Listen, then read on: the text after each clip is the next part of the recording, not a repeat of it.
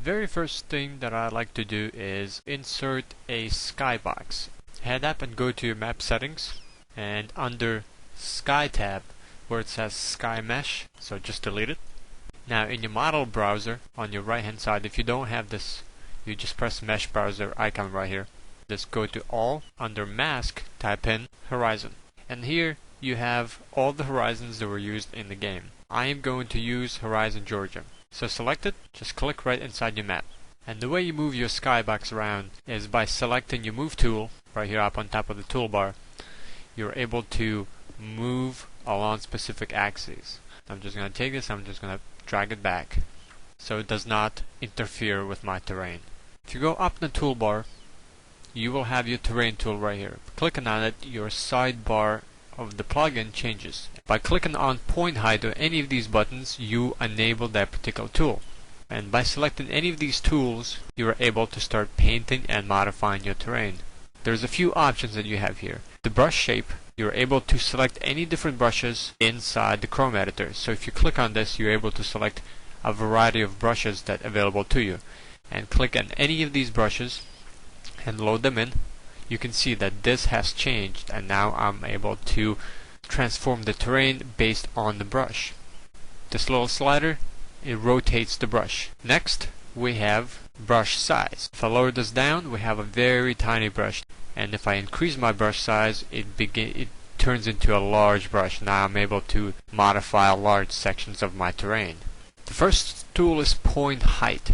Left click on the mouse button, drag up, and as you hold in the left mouse button, you keep dragging up, you will increase the terrain size, and if you keep dragging it down, you will lower the terrain size. Here on the bottom I have power is the strength of the brush. Right now it's at 100, and if I turn it down, it takes a little bit more mouse movement to create the same section of the terrain.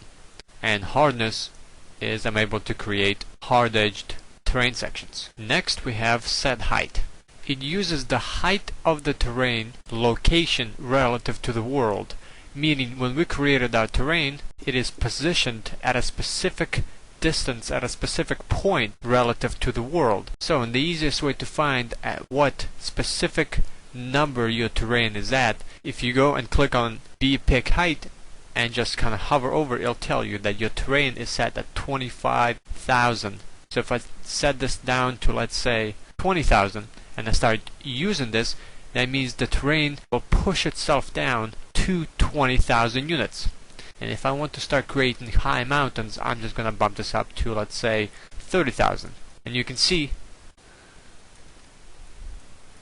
that it's creating high mountains, and it ends at 30,000. Another way to set height on a set height tool is press Alt, right mouse button, and I can set the height to where my brush was pointing at, and I can start painting and transform that terrain to that higher point.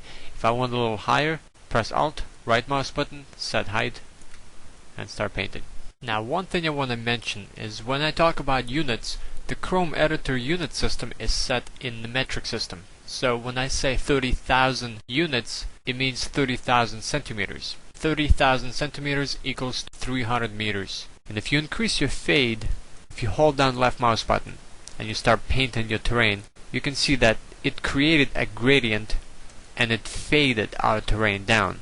With one click of a mouse and you drag it down, it'll fade your brush strokes. Now the next tool we have is relative height. Relative height works off the local coordinates of the terrain. It uses where the terrain is at currently, and then with the M height value, it increases and brings up the terrain that many units. If I use that brush, it transforms that terrain 500 units up. And if I use it again, it uses the relative height of already created terrain. And another function for relative, you don't have to use a positive. You can use a negative relative height value. And if I use negative 500, it brings the terrain down.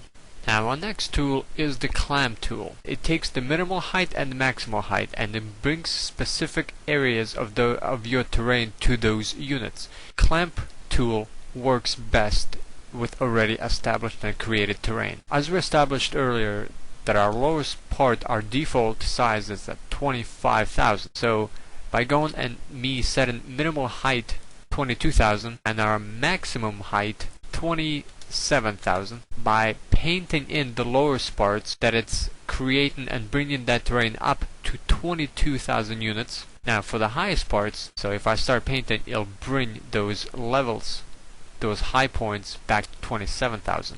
The next tool we have is the blur tool, or also known as the smooth tool. It just takes and smooths the terrain, and just kind of going over the terrain, it takes and it smooths the terrain points. The next tool is called posterize, and posterize is terrain leveling tool. It works best on already created terrain. Posterize tool is controlled by number of height divisions. So to show you how it works, I'm gonna set number of height divisions to 10, and going over the already created terrain, it creates a leveled version of that terrain. So if I increase this number to something higher like 25, you can see that now it begins to create more of a leveled version of terrain. Next tool is called the ramp tool, and it does exactly what it says. It creates ramps between 2 points. So the ramp doesn't work if you have a flat surface because there is no ramp to create. But if you have a low surface and a high surface and you want to create a ramp going from low to high, just select the tool, click where you want to start, and as you drag, select a point up high above and then let go, and it creates a ramp going up to that higher point. Another thing I want to mention is here on the bottom of the terrain editor you have terrain resolution. Here you can set the terrain resolution in vertices. You can raise it or you can lower it. If you increase the number, it will increase your terrain map resolution, but it will also slow your map down and it may cause low frames per second. If you decrease the number, which will help me to get a higher frames per second, but it could cause blockiness in my terrain. Also, increasing the terrain resolution will increase your height map file size. Next, we have Vertex Locker tool. You are able to paint and lock certain vertices from being modified. You're able to start painting and locking specific vertices. So whatever I have selected now, all these vertices are locked. So if I go to any of these tools and I begin painting, you can see that my terrain is being unaffected inside where I locked the vertices. And if I need to unpaint them, select the Vertex Locker tool, just press Alt and left mouse button and unpaint. Another very common thing to have is painting textures on your terrain. By going to your map settings, under terrain, you have terrain materials. These are the two options that you would change. So by clicking and selecting appropriate textures for your map, you're able to reset your materials for your textures on your terrain. I'm gonna use Terrain California for terrain lowest LOD. I'm gonna set the same texture but with a LOD extension on it. Terrain California LOD. Apply, and then we can now see that specific textures have been applied. Now let's cover some of the map settings attributes and how we can change atmosphere, clouds, sun color, etc. If you go on the map settings and under var list, you have a set of options that you are able to change in how your map looks. But before you do that, you need to delete a script. Go under environments, weather and daytime setting. You will see a script input box here. Highlight it and delete it. Also, instead of just deleting the script, you want to replace it with a weather none script. Click on the browse icon and navigate to scripts folder and select weather none script.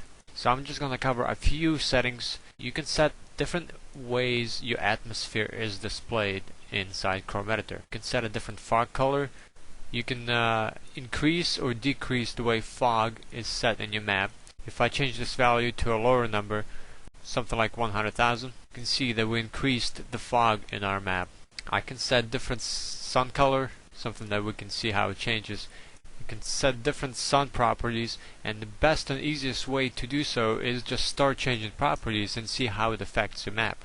So if I set gradient shading scale to, let's say, 0.2, you can see exactly how it affected your map. Scrolling down, we have clouds. If we take a look at our clouds right now, you can set different moving speeds, opacity, cover factor, height scale.